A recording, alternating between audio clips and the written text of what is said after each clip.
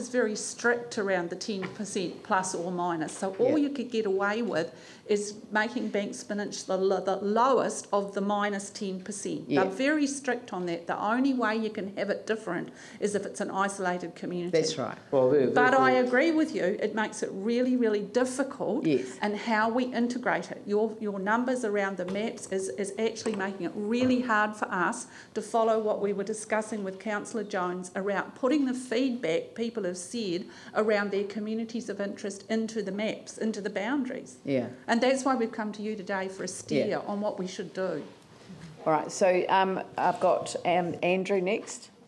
Thank you. And I've got a number of questions and I'll keep them really brief. Some of these relate to the engagement with the public. And then I've got one other question as well. And they touch on things that have been raised, but they're really specific questions. So the public engagement process so far, has there been any contact with the Commission about the process, and have they taken a positive view of the process that we've undertaken? Well, you go. No, you go. They're very positive about our process. The way that we developed this process came out of a workshop with the Local Government Commission and other councils around New Zealand, which Darryl actually chaired in Wellington, where the Local Government Commission actually suggested we do a mapping process very much the same as what we've used in this process. So they're very interested, and we've been giving them feedback along the way. So, Mary. Yep, so they've been happy with that. Yep, great. So to what extent would the Commissioners expect us to demonstrate that we've taken into account the results of the public engagement in our decision making?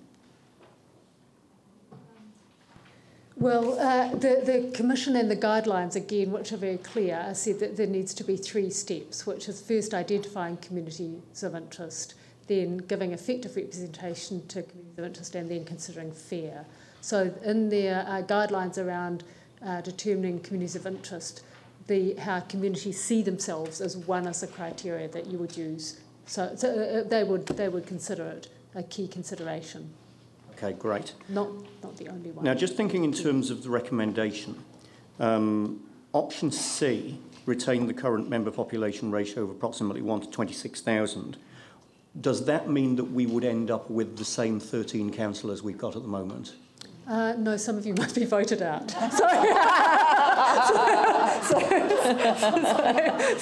The same number of councillors as we've got at the moment, not the same personalities. Sorry. That was a very good answer, actually, I've got to say. Yes, it does. Yes. So in terms of the Mayor's comment of wanting an equal number of councillors, the only way to achieve that in the context of today's resolutions would be to vote for option D, wouldn't it? No. It would be going up or down. Nonsense. Yeah, it would be, yeah. Well, if C is keeping 13... No. Look, don't take what I said into account. I said that if the one thing that I would want as a mayor, it would be to have an equal number of councillors so that I would have a meaningful casting vote. Jamie, since which time, Jamie has told me just simply to amend the standing orders and they will deliver a majority vote around the table for me to have a casting vote. So I'm going to do that instead. And one final question. No, and actually Jamie is incorrect. We can't do it. So totally incorrect. We do have such a thing as standing orders, for God's sake. It would have been neat to be able to do that. But we were told that last term that because we made a decision. This argument's actually about democracy. But the point that I was simply making that if the consideration was effective decision making, then I would want to have a casting vote. So. And my question was probably a little bit on the cheeky side, it's fair to say. Absolutely. One final question, in the context of Councillor East's comments, and I certainly commend him for his concerns for fair representation on the peninsula.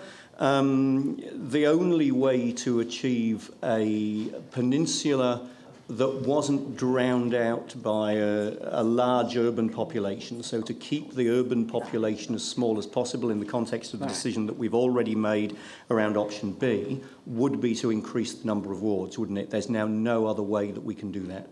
Yes, and I think that's why that has been a consideration of the Working Party, is because of Banks Peninsula impact on the rest of the wards. You know, it makes it bringing Banks Peninsula in makes it a very large ward, and it really impacts on those other wards. So I think that, and probably Yanni can answer that as the chair of the working party, but that has been the consideration of going for more wards, is one, what people have said they identify as communities, and two, the impact of Banks Peninsula on the city wards. And I might add that the impact of having 25% over the 10% limit in Rickett and Wigram makes it really, really hard to do the mapping around that area, because that's where there's really dense population.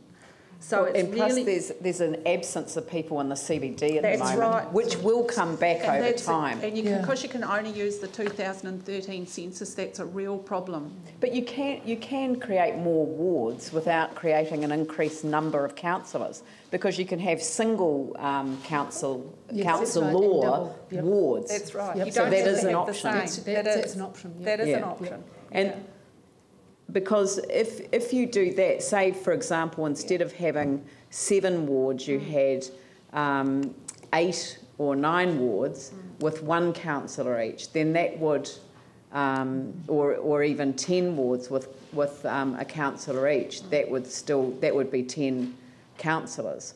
Mm-hmm. Or you could still have, but you can't have. Can you have wards? You can't change the size of wards so that you can have two councillor wards and 1 councillor ward. Yes, you can have a mix of wards. So, but does that get caught by the 10% rule? No, because you can. It's the 10% based on the ratio of councillors to population. Oh. So you could have a Banks Peninsula as a single, Banks Peninsula plus that Whole Hills as a single member ward, and then other wards as double. Yeah. The ratio stays the same. So No. Yeah, but you might want to, like, for example, there was you can, but that is one of the options that I think you need to come back with, is that potential for increasing the number of wards without increasing the number of councillors, so because there are different ways that you could frame this, because I think what's kind of putting people, into this, the discussion that we're kind of having around questions at the moment, is that when you look at what people said, so some participants suggested it'd be better to increase number and powers of the community boards rather than the councillors. Others suggested that there was a danger of increasing councillors and decreasing community boards. So in actual fact, some people, what they were expressing was being closer to the decision making, but they think that being closer to their councillor is closer to the decision making. If the community boards have more decision making, you can actually reduce the number of councillors and have them more of a governance, and the community boards making their own decisions with their own budgets. I mean, that's more like the Auckland model was established to be, and one that I think would meet what the community's saying just as well as increasing the number of councillors, which actually brings the decision making away from the community. It just seems to me to be going in the wrong direction, the number. But anyway... Leanne, with this, this is important. I'm reading the Local Government Act right now on the Local Government New Zealand website, and it says casting vote. The default position is the LGA. There are no casting votes. However, a council can they can use a casting vote if they include it in their standing orders in addition to their standing orders.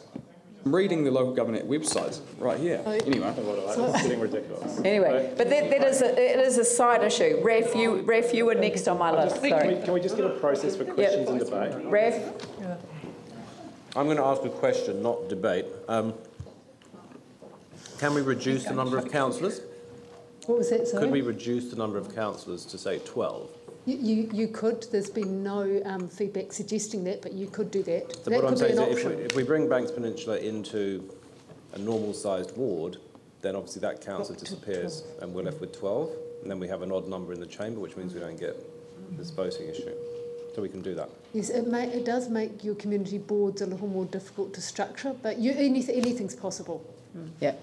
Phil?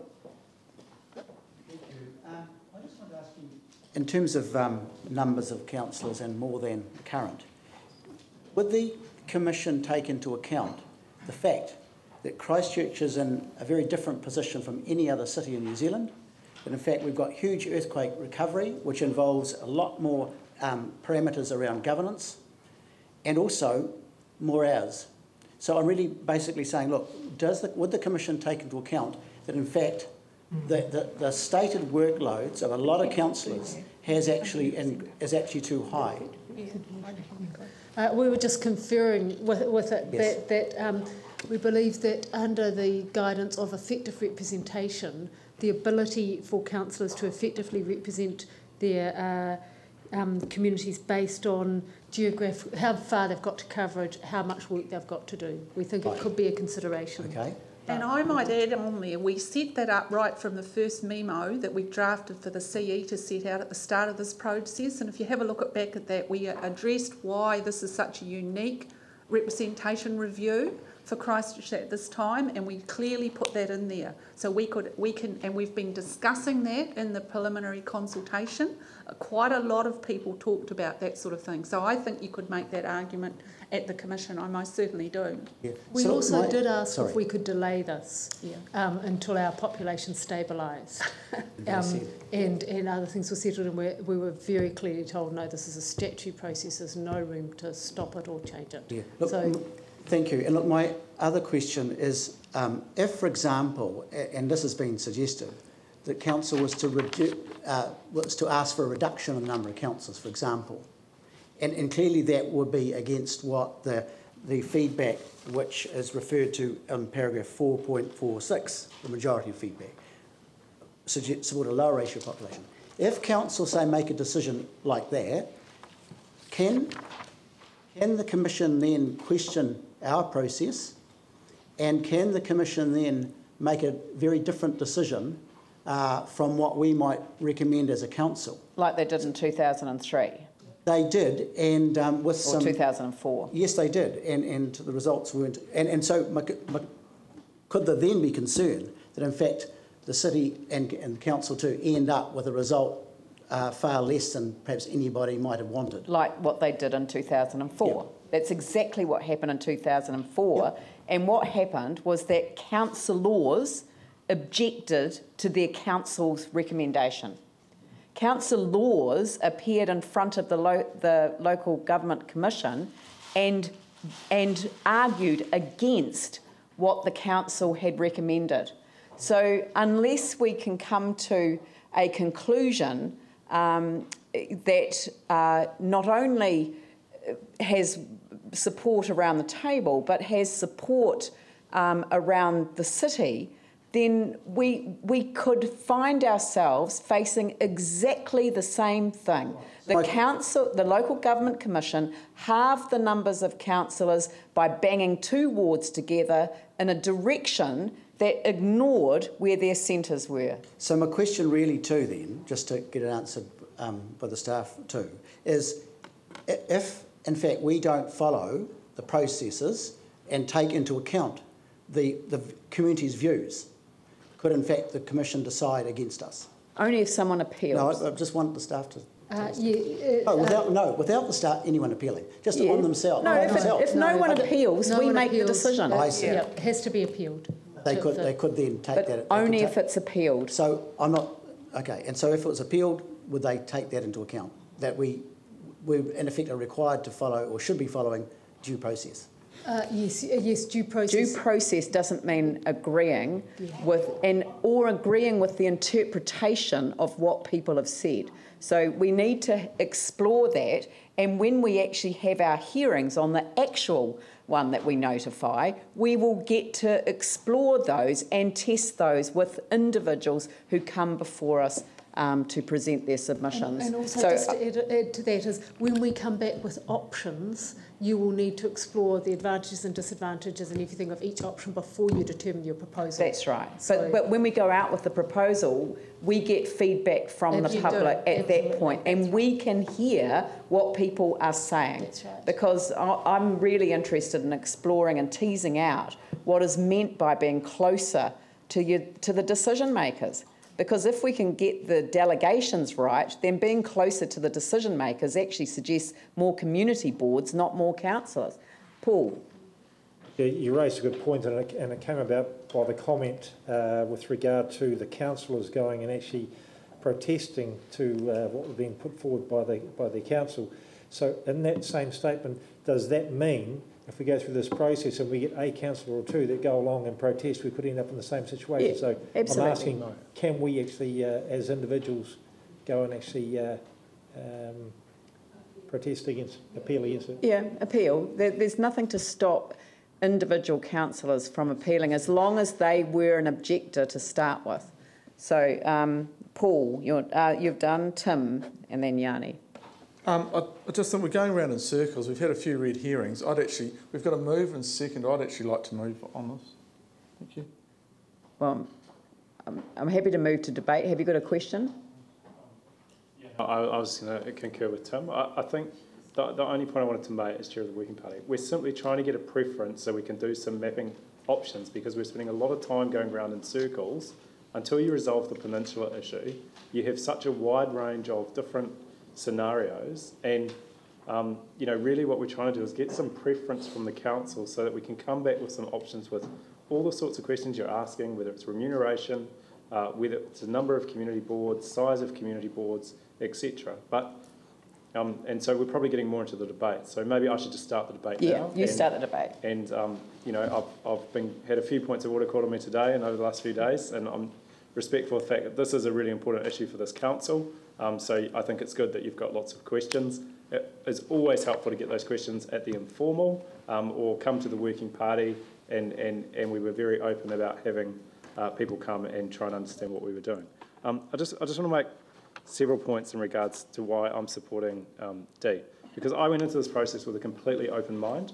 I had no preconceived idea about what the engagement would show, and I didn't even go to the workshop that a number of our community board members who are on the Working Party went to. But the feedback I got from them as chair of the Working Party was that the difference between what happened last time and this time is that this Local Government Commission wants to understand and take into account the community views at every stage of this process. So the engagement was focused on talking to people to try and find out the three key things that we have to do under legislation. And I'm sorry, but delegations to community boards and pay of councillors was not one of those considerations. In fact, the considerations are really clear. Proper consideration in defining communities of interest, effective representation for identified communities of interest, and fairness of representation for electors on the electoral subdivision. And I draw your attention to the huge amount of work that our staff have done getting research on a number of these matters, talking to a huge number of people in our community. And I know that we're still going to go out for public consultation, and that's really important. But they have been talking to the public, the community leaders in local neighbourhoods and local service groups. They have been extensively canvassing what feedback they're getting from people in terms of those 3 points. And it has been, I think, personally, overwhelming that people feel underrepresented. Now, there can be a wide range of reasons why that is, but certainly ward size and population size per councillor has been, I think, one of the critical issues that's been raised. And that's why I'm proposing or moving number D. This is saying let's look at moving closer to the average. It's not saying we will go to the average. And I've already heard a number of people say today that we're going to the average. It's not true. Simply what we're saying is because we've resolved the peninsula issue, now we turn our mind to going closer to that average to try and get those 3 things met that I've just touched on before. So, I urge you to support this today. You will get another chance to have a really big debate when the initial or council's preferred option comes back and is signed off to go up for public consultation. So, this isn't the end of a process, but this is simply trying to help us get the maps prepared so that we can bring you credible options back rather than going around in circles. So I urge you to support this.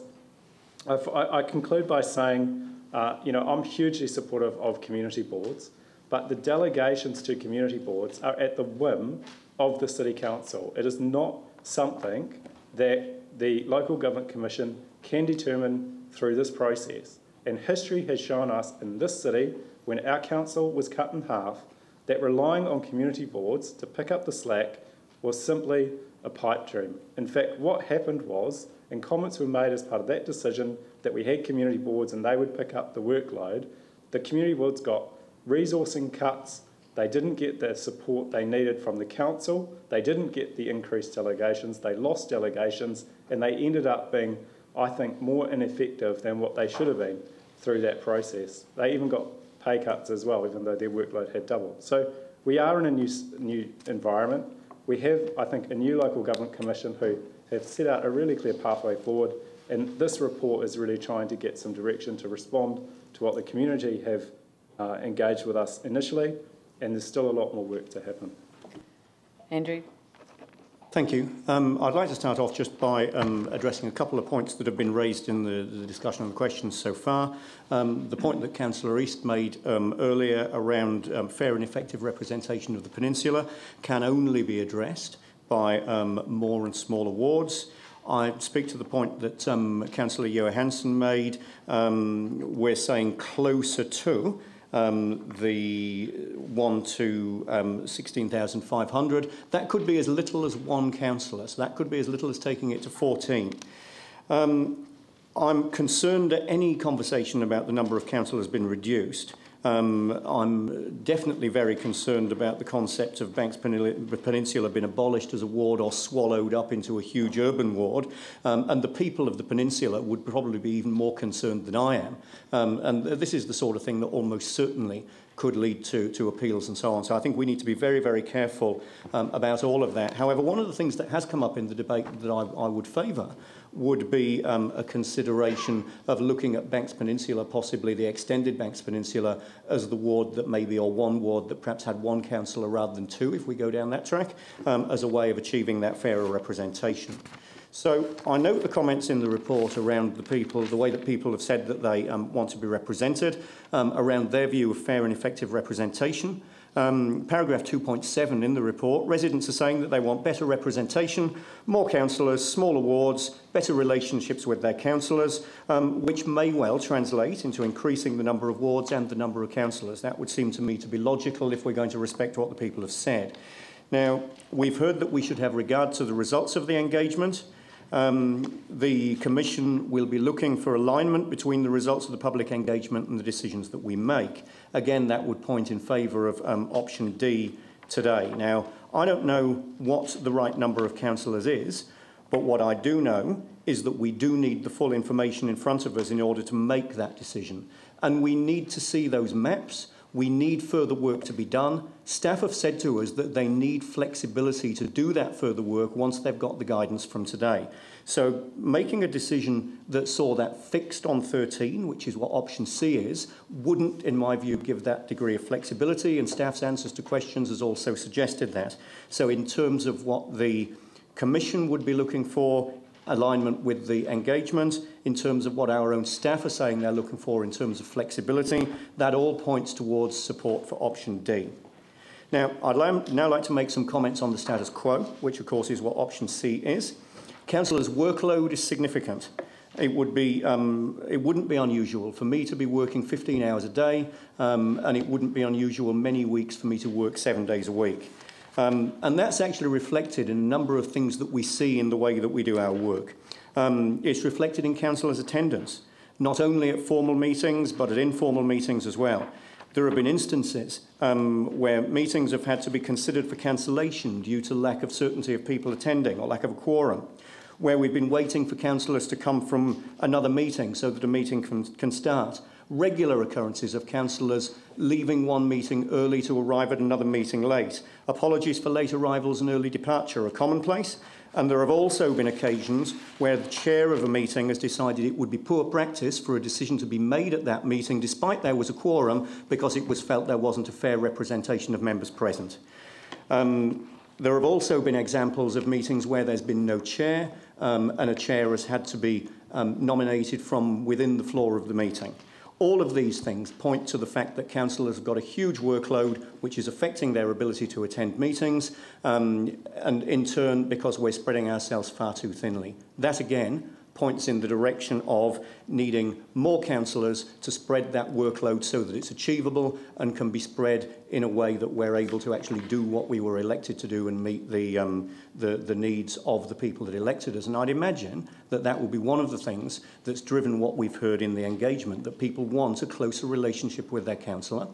And in order to do that, they need, or they're suggesting, smaller wards, and therefore they can have that closer relationship. Now, another thing that we see regularly is stress levels, both individually and collectively. The amount of work that we do and the number of issues that we've got to consider, the number of meetings we've got to get to, emails to reply to, phone calls to return and so on, all lead to increased levels of stress. And again, that's not an optimum environment for good decision making. Again, that speaks to spreading the workload more thinly would in fact mean that we could all be more effective. So in short, time constraints and stress do impact on councillors to be as effective as we would like. So I'm supporting option D, strongly supporting option D, because it aligns with the community engagement, it aligns what people have told us, it addresses the current issues that I've described that impact on our ability to be as effective as we would like to be. It allows for more work to be done by staff. It gives staff the flexibility that they need to do that more work so that we can arrive in an informed way, once that work has been done in that flexible environment, to come to a confident decision based on facts that we actually haven't seen yet in terms of the maps and other considerations, so that we can make a good, confident decision. I'd stress this is just one stage in the process, and an increase could be increased by as little as 1. But what we're doing by agreeing to option D today is providing the flexibility and an environment where good, sensible decision-making can take place. For that reason, I would urge councillors to support option D. Thank you. Paul?